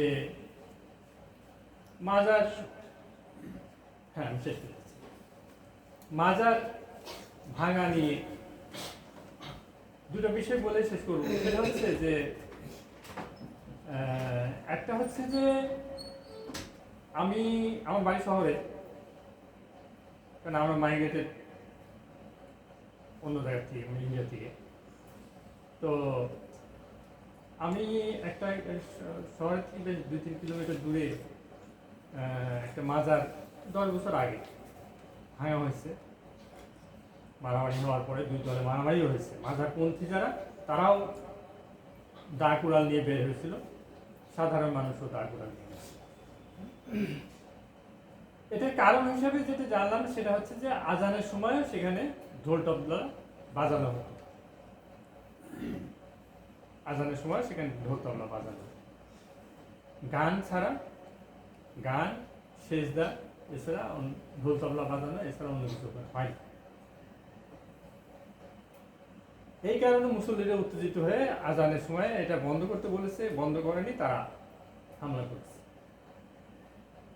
এখন এই প্রসঙ্গে একটা কথা মনে পড়ে গেল যে ইউনিভার্সিটিতে পড়তেছিলাম তখন মানে কনসার্ট হচ্ছে নবীন বরণ উৎসব উপলক্ষে। তো মাগরিবের নামাজের সময় আজম খান বা আমাদের রক আজম খান গান করছিল, আজানের সময় কিন্তু উনি গান বন্ধ করেন। কিন্তু ওই 3 ঘন্টা, রাত 10টার মধ্যে হয়েছিল কনসার্ট, কিন্তু রথীন্দ্রনাথ রায় যখন গান করছে এশার আজানের শুরুতেই উনি গান বন্ধ করে দিলেন আজানের মধ্যে, কিন্তু আজম খান কিন্তু বন্ধ করে। হ্যাঁ, তা এখন রথীন্দ্রনাথ রায় বন্ধ করলেন, এটা দুটো কারণ হতে পারে, একটা শ্রদ্ধা বসত, তার একটা ভয় বসত, দুটো হতে পারে। তো কেন করেছেন আমি জানি না। তো এখন যারা ওই যে একজন আব্দুল হক সাহেব বলেছেন খুব গুরুত্বপূর্ণ কথা, যে যারা আপনি যাকে বলছেন মনে করছেন ভুল, সেও কিন্তু মনে করছে আপনি ভুল। এখন একটা সুস্থ উন্নত সমাজ গঠনের জন্য প্রথমে যে বক্তা ছিলেন সম্ভবত আব্দুল হক, না, উনি যেটা বলছিলেন যে বিশৃঙ্খলা এটা কখনো একটা উন্নত সভ্য সমাজের কাম্য হতে পারে না। আপনারা হয়তো অনেকে পেপারে পড়েছেন নেদারল্যান্ডে সর্বশেষ জেলখানাটা বন্ধ করে দেওয়া হয়েছে, অপরাধী নাই। আমাদের জেলখানায় আরো বানানোর দরকার, যা আছে তারা আরো দ্বিগুণ বানানো। হ্যাঁ, তো উন্নত সমাজের দিকে যেতে গেলে এই আপনি উন্নত সমাজ যে শুধু ইউরোপিয়ান উন্নত সমাজ তা না, মুসলিমদেরও উন্নত সমাজ অবশ্যই, তাই না, হতে পারে। নামাজ পড়েও উন্নত সমাজ হতে পারে। নামাজ পড়লে তারা অপাঙ্ক্তেয় হয়ে গেল, বা দাঁড়িয়ে রাখলে তারা অপাঙ্ক্তেয় হয়ে গেল। তো আমি এটাই বলবো যে এই মাজারগুলো মূলত, এখানে এক ভাই প্রশ্ন করেছেন যে তাহলে কি বিপ্লবের উদ্দেশ্য, মানে যারা করেছে তারা তাদের পরিপন্থী কিনা। আসলে এই একটা সময়, যে সময়ে এই একটা দল মাজার বিরোধী যারা, তারা সুযোগটা নিচ্ছে, তারা সুযোগ নিয়ে তারা এই ভাঙচুরটা চালাচ্ছে। আবার কোনো কোনো জায়গায় ওই যে ঢোল তবলা বাজায় নামাজের সময়, সেটাও থাকতে পারে, আমি জানি কয়েকটা মাজার এরকম ভেঙেছে। কিন্তু এই মাজারে কিন্তু অনেক ঐতিহাসিক এবং ঐতিহাসিক প্রত্ন নিদর্শন আছে। যেমন এখানে আমি একটা আবুরি মসজিদ নামে একটা মসজিদ পরিদর্শনে যখন যাই, তখন মসজিদটা এখন যেটা হয়েছে সব কিছু ভেঙে টাইলস লাগানো হচ্ছে, তাই না। তো ওই মসজিদটা ভেঙে টাইলস লাগাচ্ছে, দেওয়ালে পর্যন্ত টাইলস লাগাচ্ছে, ছাত্র হতো। একটাই ঘর, ছোট, এর চেয়ে একটু বড়, তো 1 গম্বুজ বিশিষ্ট মসজিদ। তো সেখানে ওই আমি আমার মাপ যোগ দেখে, আমার সাথে 2জন ছাত্র ছিল ইউনিভার্সিটি, তারা মাপামাপি করলো, দেওয়াল অনেক চওড়া, 15 ইঞ্চি, ঘুলঘুলি আছে, মোমবাতি জ্বালানোর জন্য ইয়ে আছে। তো তারা আমাদের ওই মিস্ত্রিরা যখন আমাদের এসব কাজকর্ম দেখলো, তারা তখন রাবিশের মধ্যে থেকে, ডেব্রিজের মধ্যে থেকে একটা পোড়া মাটির ফলক নিয়ে আসলো। আমি দেখলাম যে সেখানে যা লেখা আছে সেটা আরবি না। তা আমি আর কিছু না বলে ওইটা আমাদের গাড়ির মধ্যে টুকু ঢুকাই দিলাম, যেটা নিয়ে যায় পরে কুষ্টিয়া পৌরসভা জাদুঘরে দাঁড় করেছে। আর একটা প্রাচীন আমলের কাঠ, অনেক বড় কাঠের দরজা ওখানে পড়েছিল, সেটা ইমাম সাহেবের জিম্মায় দিয়েছে, ছবি বয়ে আছে, যেটা আপনি দেখেছেন। পারলে টাকা মানে স্থানীয় কারোর কাছে টাকা নিয়ে এই যে এখন ইঞ্জিন ভ্যান বের হয়েছে, এটা কুষ্টিয়া পৌর জাদুঘরে দিয়েছে। এই যে এইরকম প্রাচীন নিদর্শনগুলা, এগুলো কিন্তু ভেঙে যাচ্ছে। মসজিদ ভাঙে আধুনিক মসজিদ করার জন্য। এখানে আমার দেখা আছে মসজিদের এখানে এই যে আমলের মোগল সুলতানি আমলের মসজিদ ভেঙে শেষ করে দিচ্ছে আর মসজিদ ভেঙে আধুনিক মসজিদ করা হয়েছে, তখন কেউ আপত্তি করে। তো ওটা রেখেও বাংলাদেশে এত জায়গার অভাব না যে আর একটা জায়গায় মসজিদ করা যেত না, করা যেত। তো সেটা বা ওটার সাথে মিল কুমারখালীদেরকে বলেছে সামনেটা ছোট, ওটা রেখে পিছনে বড় মসজিদ করা হয়েছে, এটা করা যায়। তো এগুলো আমরা আমাদের ইতিহাস ঐতিহ্য ধ্বংস করছি, 1 নম্বর। 2 নম্বর হচ্ছে আমরা সমাজে একটা বিশৃঙ্খলা তৈরি করছি। এই বিশৃঙ্খলা আমাদের দেশের জন্য, আর ব্যাখ্যা করবো না, আমাদের দেশের জন্য কোনো অবস্থায় ভালো না। আমাদের দেশের জন্য এটা সার্বিকভাবে গোটা বিশ্বে এই বিশৃঙ্খলা তৈরি সম্পর্কে জানছে। এবং আমাকে আমার এক বন্ধু ফরেনার, সে বলছে তোমাদের দেশে বিনিয়োগ হবে না, পর্যটক তো আসেই না আমাদের দেশে। পৃথিবীর সব দেশের রাজধানীতে আমি 13টা দেশে গেছি, সেখানে দেখেছি যে বিদেশিরা অবাধ যাতায়াত করতেছে, কিন্তু আমাদের দেশে তো পর্যটক দেখাই যায় না এবং বিনিয়োগও হবে না। কি জন্য? যখন তখন রাস্তা বন্ধ, দাবি দেওয়া মানে হচ্ছে শাহবাগ ঘেরাও, দাবি দেওয়া মানে হচ্ছে ফার্মগেট ঘেরাও, যে কোনো রাস্তার সামনে মাঝখানে ঢাকা ময়মনসিংহ রাস্তা বন্ধ করে দিল। এই দেশে বিনিয়োগ করতে কেউ আসবে না তো ভাই। হ্যাঁ, এই বিশৃঙ্খলা থেকে কিভাবে আমরা বের হয়ে আসবো সেটা আমরা জানি না। আমার মনে হয় যে আগামী 20 বছরেও এই ধরনের উচ্ছৃঙ্খলতা থেকে বের হয়ে আসার মতন কোনো পথ আমাদের জানা নাই। তবে আমি জানি, এটা বলে শেষ করছি, যারা গণ অভ্যুত্থান করেছে তারাই মাজারের সাথে কোনোভাবে জড়িত না, আর তাদের সাথে যারা ছিল তাদের একটা গোষ্ঠী এই কাজগুলো স্থানীয়ভাবে করছে। তো সেটা আইন শৃঙ্খলা, আপনার যদি এরকম কিছু থাকে যে আজানের সময় ঢোল তবলা বাজাচ্ছে, তাহলে আপনি পুলিশকে খবর দেন, প্রশাসনকে খবর দেন, তারা ব্যবস্থা নেই। কিন্তু আপনার ভাঙতে হবে, আপনার মারামারি করতে যেতে হবে, ঠিক না?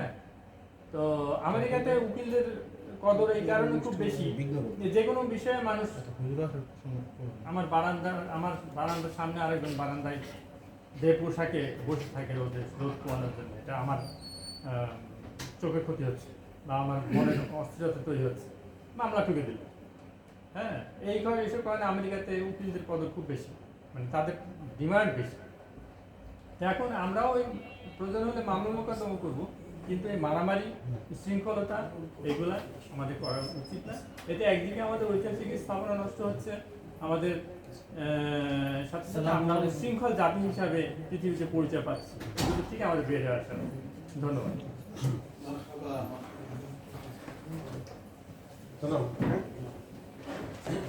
ধন্যবাদ বিশেষ অতিথি, বিশিষ্ট প্রত্নতত্ত্ববিদ, বিশিষ্ট লেখক জনাব রেজাউল করিমকে। আমরা জুমার নামাজের দিকে আমাদের খেয়াল রাখতে হবে, অনুষ্ঠান যথাসময়ে শুরু করা আসলে যায় না।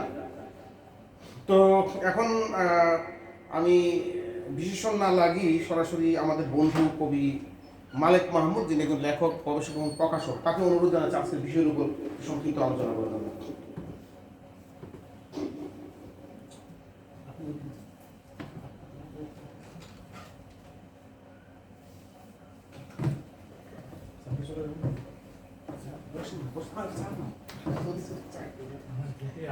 আসসালামু আলাইকুম।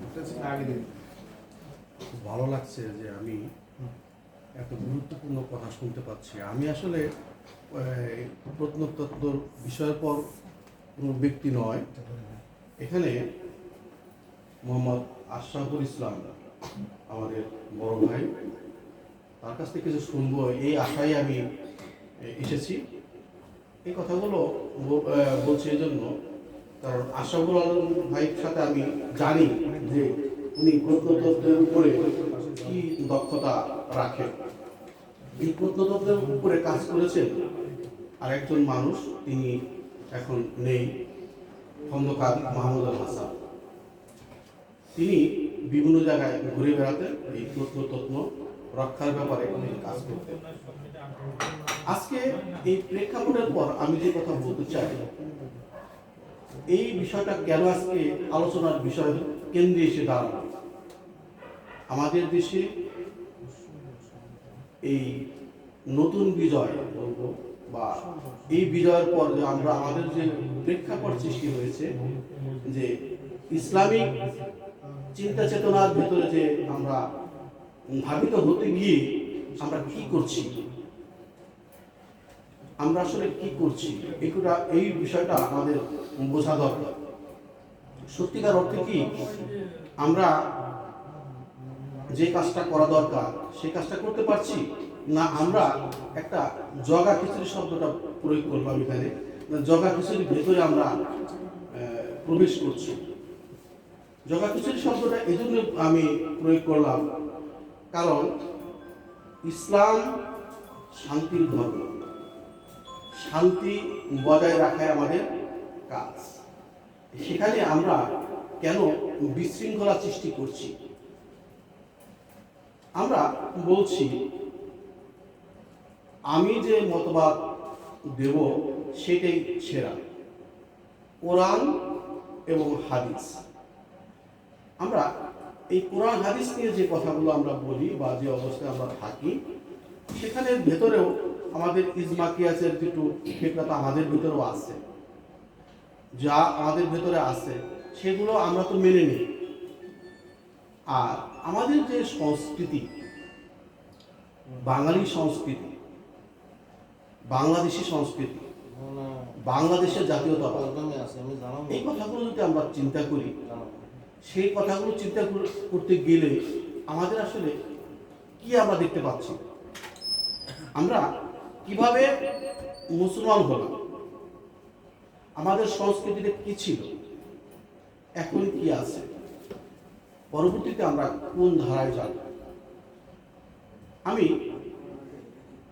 যে কথা বলতে চাই যে আমি মানিকগঞ্জের মানুষ।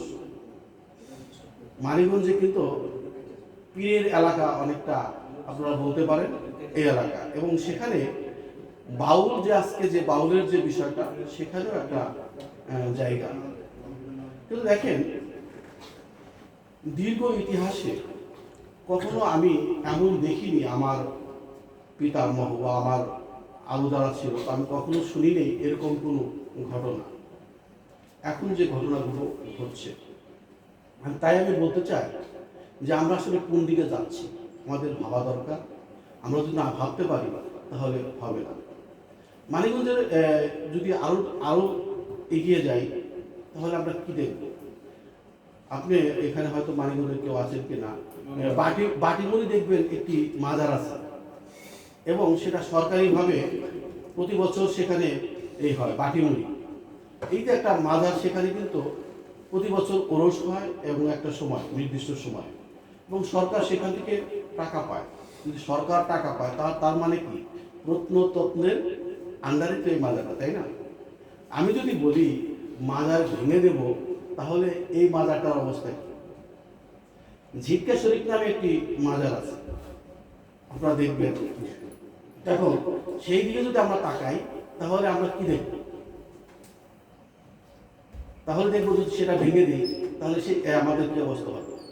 আমি আজকে যে জন্য আসলে এসেছিলাম, আমি কয়েকদিন আগে ফেসবুকে একটি মাজারের ছবি পোস্ট করেছিলাম। আমি কয়েকদিন আগে সিলেট ভ্রমণ করেছি, সিলেটে কয়েকদিন ছিলাম। ওখানে যখন আমি ঘুরতেছিলাম, একটি মাজার দেখলাম, সেটা হলো 5 পীরের মাজার। সেখানে আমি এইটা দেখার পরে আমি এই ছবিটা পোস্ট করলাম, মানে ছবি তুললাম এবং পোস্ট করলাম, এবং কয়েকটি লেখাও করে লিখলাম, একটি ছড়ার মতো করে লিখে ওটা পোস্ট দিলাম। দেওয়ার সাথে সাথে এখানে কিছু কমেন্ট এসেছে, যা আমি আমার ওখানে লিখেছি, আমি আসলে ভীত, যদি আপনারা বলেন তাহলে আমি এটা ডিরেক্ট করে দেবো, এই ধরনের একটা কথাও এখানে আমি বলেছি।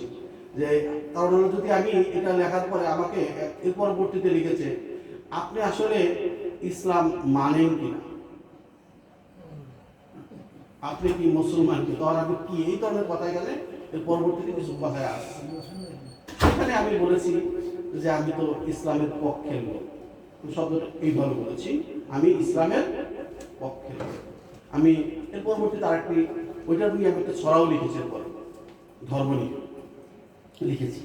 তখন আমি দেখলাম, আমি এই কথাটা এইটু সময় বেড়ে যাচ্ছে, যে আমি এই কথাটা এই জন্য বলছি যে আমাদের দেশে এখন এই যে আমি যে লিখছি, আমি ছড়া লিখি, কবিতা লিখি, আমার কবিতার ভেতরে তারা খুঁজে যে আমি আসলে নাস্তিক কি না। এই আস্তিক এবং নাস্তিকতার দ্বন্দ্বে আমরা বিগত দিনেও করেছি, আজ নয়, বিগত দিনে। যখন আমি আমার দেশে একটি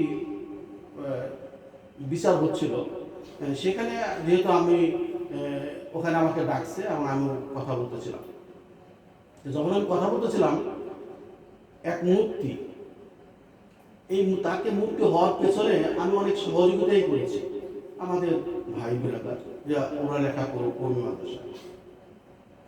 কিন্তু পরবর্তী সময় সে আমাকে এমন একটি শব্দ প্রয়োগ করলো, সে শব্দে আমি মানে তাদের পারিবারিক বিচার ছিল, সেখানে আমি বিব্রত হলাম। সেখানে আমি এই কথাই বলতে চাই যে এই যে তাহলে আমরা আসলে, আমার এক ভাই যে বলেছে যে আমরা কোন দিকে যাচ্ছি এবং আমাদের ভাবনা আসলে কি। আমি যে চিন্তাটা করি বা আমি যে মতবাদটা দিলাম, আমার মতবাদই কি সেরা? তাহলে যদি তাই হতো, তাহলে আমরা কি দেখতে পাই? আমরা যদি ইকবালের দিকে তাকাই, কবি ইকবালের দিকে তাকাই, তিনি লিখছেন শিকোয়া। এই শিকোয়া যখন তিনি লিখলেন, তখন আমাদের দেশে এই আলেম সমাজ বলবো বা উগ্রবাদ বলবো, আমি জানি না, তারা কি বলেছিলেন, এবং তার পরিপ্রেক্ষিতে তাকে লিখতে হয়েছে জবাবে শিকোয়া। আমি মালিক মাহমুদ তখন ভাবলাম যে আমি যখন লিখলাম, তখন আমাকে বলতে হলো আমি ইসলামের পক্ষের লোক, এবং আমাকে তারপরে আরেকটি ছড়া লিখতে হলো, আমি ফেসবুকে লিখেছি। এই যদি অবস্থা হয় আমাদের দেশে, তাহলে আমরা কোন দিকে যাচ্ছি? শেষ পর্যন্ত আমরা বাংলাদেশি এই শব্দটা কি আমরা বলতে পারবো না পারবো না? এই প্রশ্নটা আমি রাখতে চাই। কারণ কেন রাখতে চাই? যে আমাদের দেশে যে আমরা যে ইতিহাস ঐতিহ্য আমরা কি আছে কি নাই। আমরা যদি এখানে প্রত্নতত্ত্ববিদ আছেন, কুমিল্লায় যদি আমরা যাই, তখন কি দেখতে পাবো? সেখানে দেখব যে নিদর্শনগুলো আছে, সেখানে আমাদের এই মুসলিম নিদর্শনের আগে মনে হয় অন্য নিদর্শন আছে। আমি মোহাম্মদ আশরাফুল আলম ইসলাম ভাইয়ের কাছে আমি জানতে চাই এবং জানিও যে উনি জানেন যে বিষয়টা ঠিক। যদি তা থাকে তাহলে আমাদের অবস্থাটা কি। দেখো, আমি কথা বাড়াতে চাই না। আমি দুটো ছড়া আসলে পড়তে চেয়েছিলাম, সেই ছড়া দুটো পড়ে আমি কথাটা শেষ করতে চাই।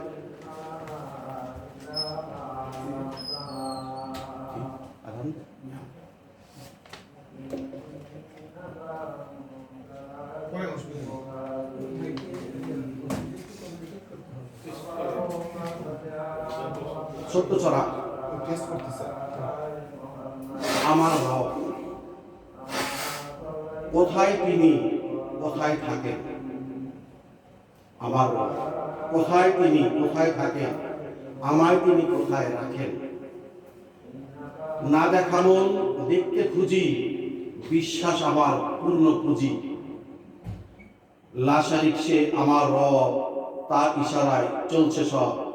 লা ইলাহা ইল্লাল্লাহ মুহাম্মাদ রাসূলুল্লাহ সাল্লাল্লাহু আলাইহি ওয়াসাল্লাম। আমি এখানে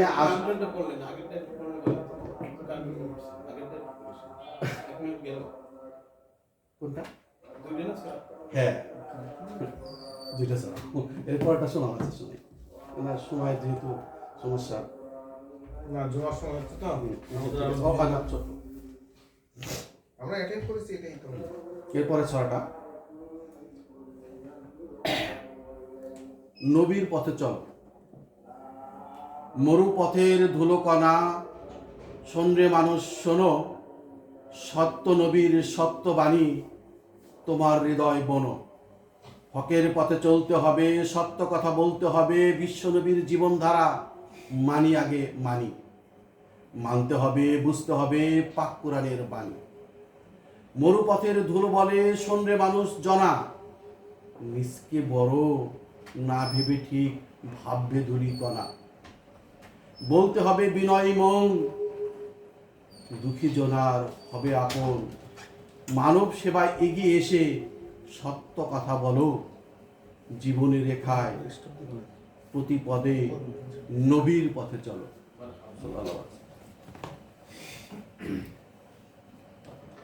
ধন্যবাদ কবি ও প্রকাশক আমাদের মালিক ভাইকে। আসলে উনি গত কয়েকদিন যাবত সিলেটে অবস্থান করছিলেন, রাতে উনি ফিরেছেন। আসলে আমার আহ্বান উনি ফেলতে পারেন, আমি অত্যন্ত আমার অন্তঃস্থল থেকে তার ধন্যবাদ জানাই। হ্যাঁ, উনি রাতে ফিরেছেন এবং সকালে তিনি আমার অনুষ্ঠানে এসে অংশগ্রহণ করেছেন। ইনশাল্লাহ আমরা আশা করি যে ভবিষ্যতে ওনাকে আমরা পাবো।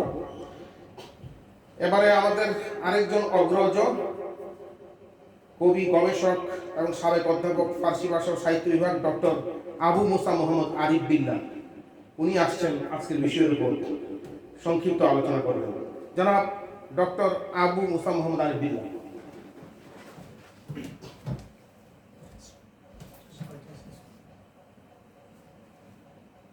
এটা লাগবে না? দেন আওয়াজ হবে দিলে। আসসালামু আলাইকুম। আমি আসলে গত প্রায় 17-18 দিন ধরে সিরিয়াস কাজে ব্যস্ত ছিলাম। 1000 পৃষ্ঠার একটা বই আগামীকাল প্রেসে দেবো। এটা আল বিরুনির 1000 মৃত্যুবার্ষিকী উপলক্ষে আমি যে কনফারেন্স করেছিলাম ওইটার পেপার। আমি কথা দিয়েছিলাম, তারপরেও আসলাম। আমার মানে হাতে সময় খুব কম। আসলে আমি অবশ্য বক্তৃতায় খুব গরম এবং খুব তেজস্বীভাবে কথা বলি। আজকে আমি খুব শান্তভাবে কথা বলি, ঠিক আছে। কারণ আমাদের বোঝার বিষয় এখানে চেতনার জাগ্রত করার, জিহাদ করার বিষয়, আত্ম উপলব্ধির বিষয়। আমরা মূল থেকে বিচ্ছিন্ন হয়ে গেছি। এখানে আগে যে আমি এটা করতে গিয়ে ওইটাগুলো কাইটা না যায়, করেছিলাম, একটা ভিডিও যেন না কাটে। সেজন্য আমরা মূল থেকে বিচ্ছিন্ন হয়ে গেছি। আমার উপর আরেকজন আছে, আমাদের বর্তমান যে এগুলোকে আমরা সমস্যা মনে করছি, এগুলো আসলে এইগুলো সমস্যা না। একটা হচ্ছে আজ আর একটা হচ্ছে পুরো। আমরা মূল বাদ দিয়ে কিছু আগাছা গাছপালা নিয়ে আমরা ব্যস্ত হয়ে গেছি। যাদের এটা এই অবস্থায় যে আমরা এসেছি, এর কারণ হচ্ছে দীর্ঘদিনের ষড়যন্ত্র। আমাদের মুসলমানদের 99.9% লোক ইসলাম বোঝে না। আমি ফেসবুকে পোস্ট দেখি, মহানবী সাল্লাল্লাহু আলাইহি সাল্লামের 40টা হাদিস নাকি স্কুলের পাঠ্য করছে, এই নিয়ে ঝড় উঠে ফেলছে যে ইসলামের বিশাল খেদমত করছে। আরে মহানবী সাল্লাল্লাহু 40টা হাদিস, লক্ষ লক্ষ হাদিস আছে, 40টা হাদিস দিয়ে তুমি ইসলাম শিখবা, বাচ্চাদের ইসলাম শিখাবা? এর চেয়ে তো মহানবীর জীবনীটা যদি আসতো, তার রাষ্ট্র চালনার বিষয় যদি আসতো, অর্থ ব্যবস্থা কি ছিল, সমাজ ব্যবস্থা, যুদ্ধনীতি কি ছিল, কিভাবে কোরআন নাজিল হলো, সংরক্ষণ হলো, এইগুলো কিন্তু থাকলে আমাদের বাচ্চারা কিছু শিখত। কিন্তু আমাদের মৌলবীদের মগজ পচে গেছে। সব জায়গায় সমস্যা, পীর সাহেবদের দরগায় সমস্যা। এই যে মাজার বলতেছে, এই মাজারগুলো কি এখন আর আগের মতো মাজার আছে? এই মাজার ভাঙ্গার সাহস পাচ্ছে কেন? কারণ এইখানে মূলত মাজারের যে ঐতিহ্য, সেই ঐতিহ্য হারিয়ে গেছে। এখানে এখন আবর্জনার স্তূপ। ওই যে যিনি ওখানে শুয়ে আছেন, তার কঙ্কালের উপরে প্রতিনিয়ত সেখানে ইসলাম বিরোধী কাজ হচ্ছে। এই যে গান বাজনা, ইভেন নামাজের আজানের সময়ও গান বাজনা, এরা নামাজ পড়ে না। এইগুলো যদি মাজারে মাজারে আশ্রয় নেয়, সেই মাজারগুলো তো আমরা পাহারা দেই না। ওরা কি করে ওখানে যায় গাঞ্জা খায় এবং ঢোল তবলা বাজায় এবং তাদের মতো করে এই যে বিভিন্ন শেরকি এবং বেদাতি গান গজল গায়। আমরা মুসলমানদের সামনেই তো এগুলো করে, তখন তো আমরা এগুলো কেউ প্রতিবাদ করি। আজকে যারা মাজারের পক্ষে কথা বলছেন তারা তখন কোথায় থাকেন?